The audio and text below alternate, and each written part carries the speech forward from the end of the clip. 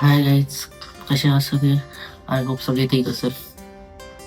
हा यूट्यूब चॅनलचा पहिला व्हिडिओ आणि हा मुद्दा समोर बोलायचा असा, कारण लवकरच आता आपण थोडा लेट झालो, ट्रिपला निघतोय आणि आज चाललो आपण नाशिकला सप्तशृंगी देवीच्या दर्शनाला.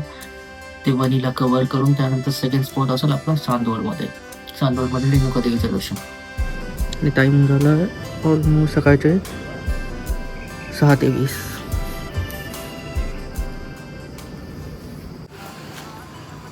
आज लोकेशनला जाता बाईकने यूज करता आपण जाणार आहे स्कूटी यूज करू, कारण जवळपासच जायचं. त्यानंतर आपल्याला तर टेम्पो ट्रॅव्हलर म्हणजे गाडी कॅरी करायची आहे. कॅरी नाही करायची आहे, फक्त जायचं आहे.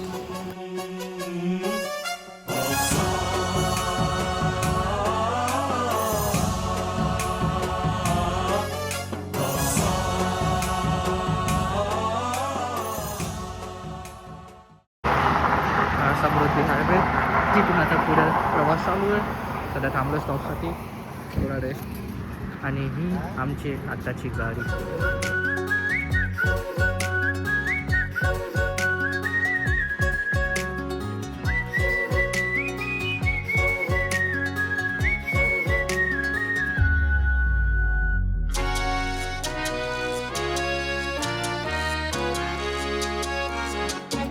आमचा नेक्स्ट स्टॉप धाबा, श्रीहरी धाबा तसा चांगला दिसतो, बघूया.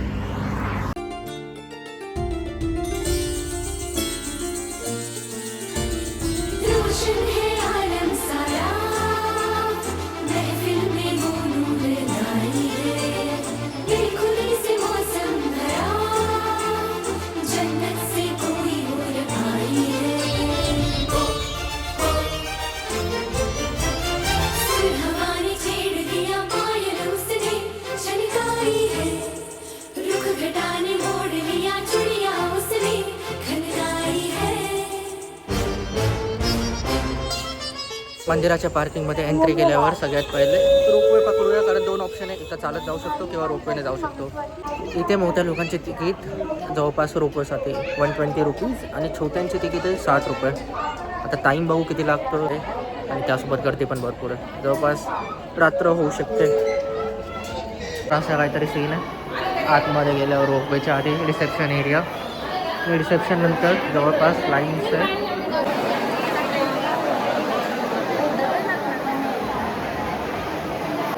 लाईन सिटिंग एरिया आणि त्यानंतर रोपवेकडे जायचे मार्ग.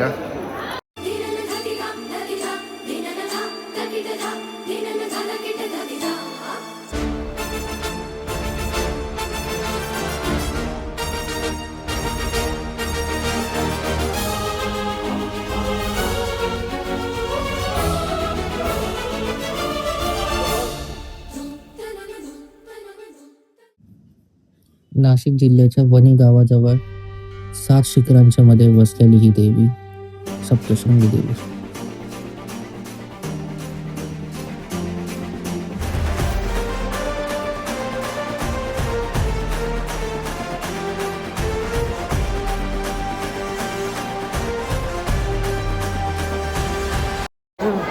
आता एवढ्या गर्दीनंतर जस्ट मंदिरातून एक्झिट मारली. भरपूर गर्दी. जर संडेला कोणी येणार असेल तर कधीच नका येऊ. संडे वीक ऑफ, भरपूर रश. रोपवेच्या वरती पण लाईन आहे, मंदिरात पण लाईन आहे. चलो बाय. आता बाहेर भेटू डायरेक्ट किंवा हॉटेलमध्ये काहीतरी खायला. आल्यापासून काहीच नाही खाल्लं, सकाळपासून नुसतं फिरायचं चालू आहे. बाकी दर्शन 1 नंबर, फक्त गर्दी ॲडजस्ट करा. माझ्या पाठी पूर्ण मंदिर दिसतंय क्लिअर. आणि बाहेर निघाल्यावर परत तुम्हाला मार्केट दिसेल, एक चांगल्या पद्धतीने आणि वेल ऑर्गनाईज. भरपूर खायची प्यायची सुविधा आहे इथे. सकाळपासून भूक तर लागले भरपूर. चला बघूया काहीतरी खाऊ चांगलंच.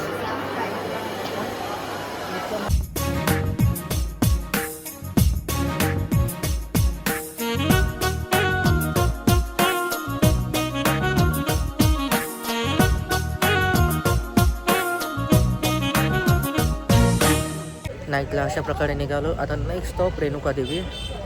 बघू किती टाईम लागतो. माझा एक्सपिरियन्स असा होता की संडेला आम्ही आलो आणि भयानक ट्रॅफिक. आम्ही रोपवे घ्यायचा विचार केला, रोपवेला पण एवढी ट्रॅफिक होती. कशी तरी लाईनमध्ये लागलो, जवळपास 1-1.5 तास लाईनमध्ये, आणि फायनली वाटलं रोपवेमधून डायरेक्ट दर्शन होईल. पण काहीच नाही. वरती गेलं मंदिराच्या बाहेर लाईन्स, वर ट्रॅफिकमधून जवळपास 3 घंटे. दुपारी आलेलो, संध्याकाळ झाली आहे तर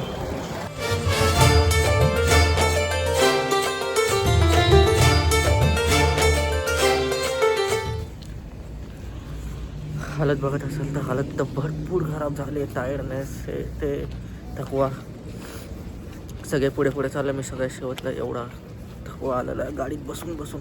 आणि लाईट्स पण इथं एवढं क्लिअर तर नाही आहे. टाईम झाला 8:30चा टाईम झाला, पण जवळपास बघितलं तर सगळीकडे अंधारच अंधार आहे. हा लास्ट स्टॉप आहे आणि 9चा टाईम होता मंदिर क्लोजचा, पण आम्ही 8:30ला पोहोचलो. तर बघू आता कसं काय. आणि थोडे व्हिडिओज चला बघूया. त्रिभुवन भुवनी पाहता तुझ ऐसी नाही, चारी श्रमले परंतु न बोलवे काही,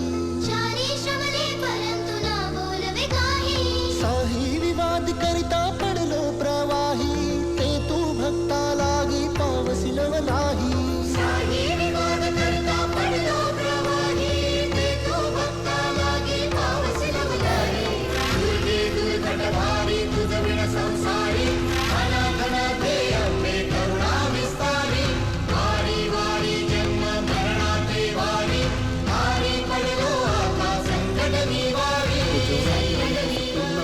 दगडामध्ये बनलेलं आणि ओव्हर थंडी, रात्रीच्या